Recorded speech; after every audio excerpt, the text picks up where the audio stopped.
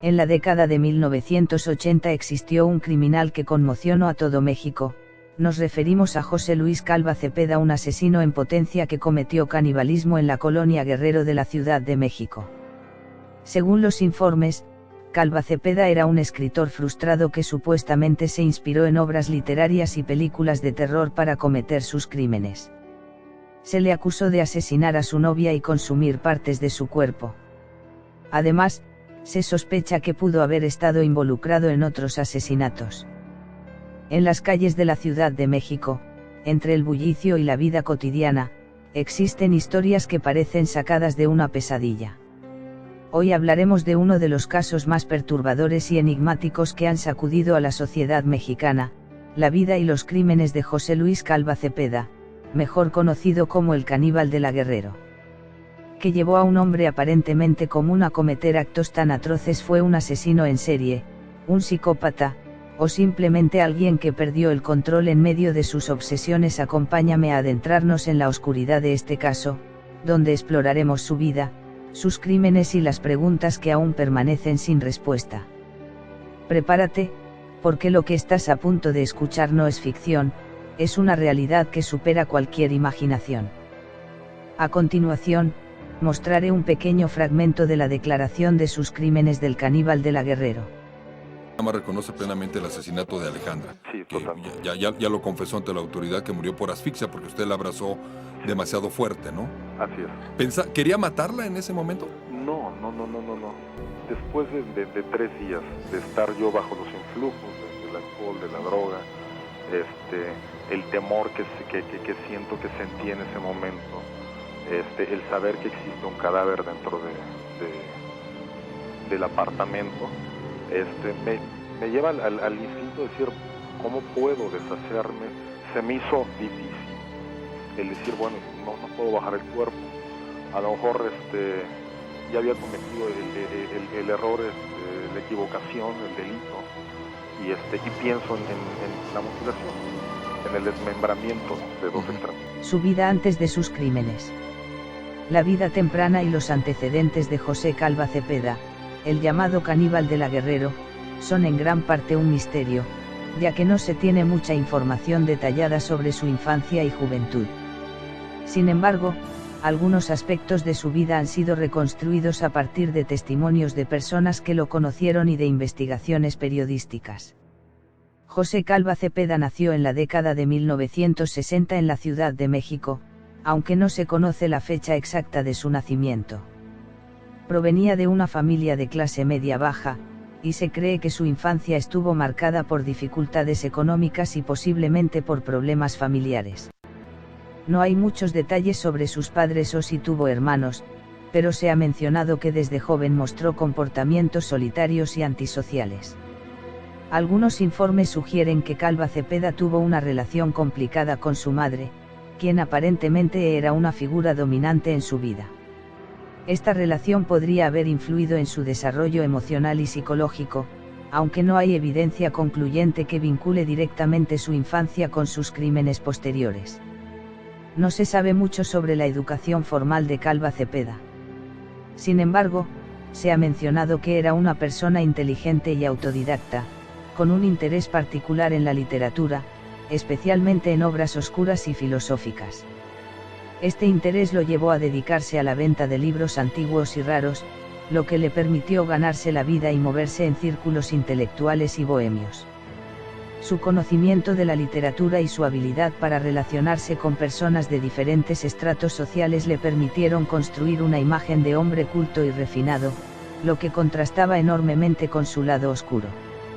En su vida adulta, Calva Cepeda vivió en la colonia Guerrero, un barrio popular y en ese entonces algo deteriorado de la Ciudad de México. Aunque no tenía un trabajo formal estable, se ganaba la vida vendiendo libros antiguos en mercados de pulgas y ferias de libros. También se sabe que frecuentaba bares y lugares de mala reputación, donde entablaba contacto con prostitutas y personas marginadas. Calva Cepeda nunca se casó ni tuvo hijos, y no se conocen relaciones sentimentales estables en su vida. Sin embargo, se ha mencionado que tenía una relación cercana con su madre, quien vivía con él en su departamento en la colonia Guerrero. Esta relación ha sido objeto de especulación, ya que algunos han sugerido que su madre podría haber estado al tanto de sus actividades criminales, aunque esto nunca fue confirmado. Uno de los aspectos más llamativos de la personalidad de Calva Cepeda era su obsesión por la literatura oscura y los temas relacionados con la muerte. Se dice que coleccionaba libros antiguos sobre rituales, canibalismo y filosofías nihilistas. Esta obsesión podría haber influido en su comportamiento criminal, aunque no hay evidencia concluyente que establezca una conexión directa entre sus lecturas y sus crímenes. Además, Calva Cepeda tenía un interés particular por la cultura prehispánica y los rituales aztecas, lo que ha llevado a especular que podría haberse inspirado en prácticas antiguas relacionadas con el sacrificio humano y el canibalismo ritual. Sin embargo, esto no ha sido confirmado por las autoridades. Aunque no se sabe exactamente cuándo comenzó a cometer crímenes, se cree que Calva Cepeda llevaba varios años actuando en la sombra antes de ser descubierto. Su modus operandi consistía en atraer a mujeres vulnerables, principalmente prostitutas, a su departamento, donde las asesinaba y consumía partes de sus cuerpos. Su habilidad para pasar desapercibido durante tanto tiempo se debió en parte a su apariencia de hombre común y a su capacidad para integrarse en su comunidad sin levantar sospechas. Modus operandi. El modus operandi de Calva Cepeda seguía un patrón similar en cada crimen: selección de víctimas. Calva Cepeda elegía a sus víctimas entre mujeres vulnerables, principalmente prostitutas o mujeres que conocía en bares y lugares públicos.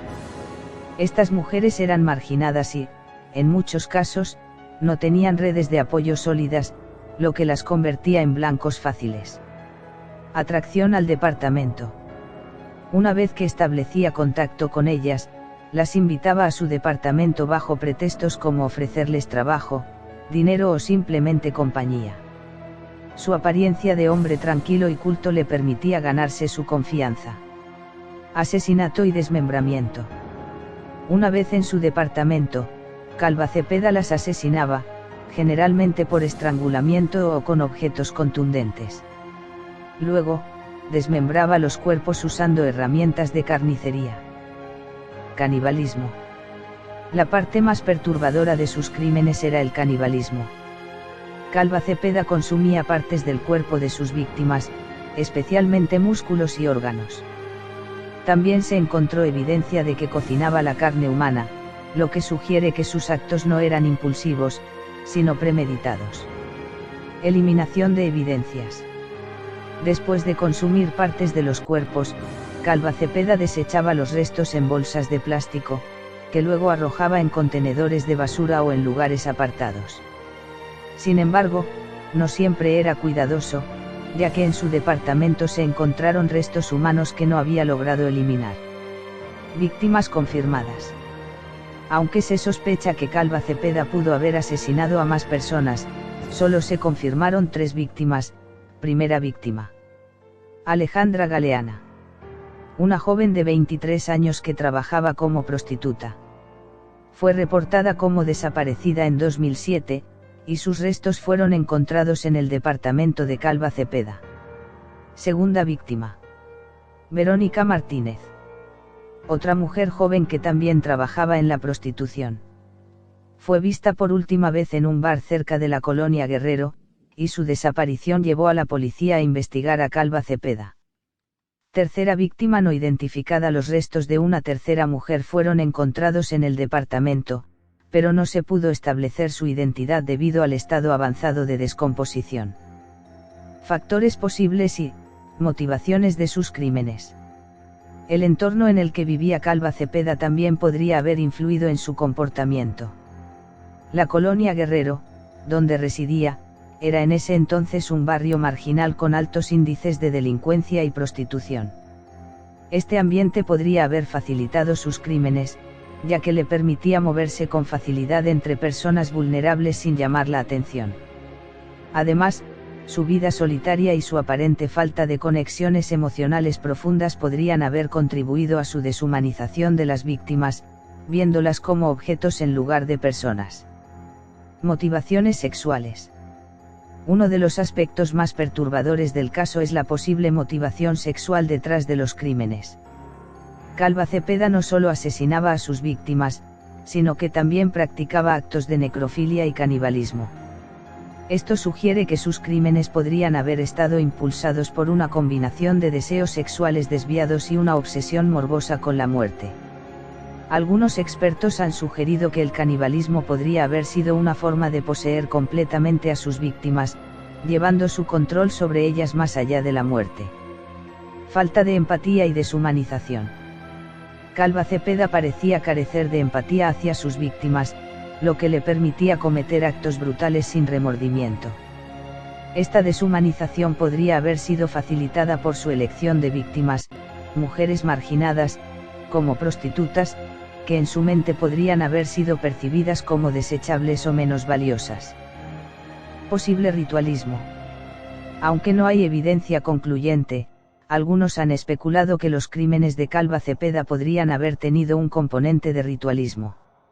Su interés en la cultura prehispánica y los rituales aztecas, combinado con su obsesión por la muerte, podría haberlo llevado a ver sus actos como parte de un ritual personal. Sin embargo, esta teoría no ha sido confirmada. Antes de despedirme, quiero agradecerles por acompañarme en este vídeo donde exploramos la oscura y perturbadora historia de José Luis Calva Cepeda, conocido como el caníbal de la Guerrero. Sin duda, un caso que nos hace reflexionar sobre los límites de la mente humana y los horrores que puede llegar a cometer una persona.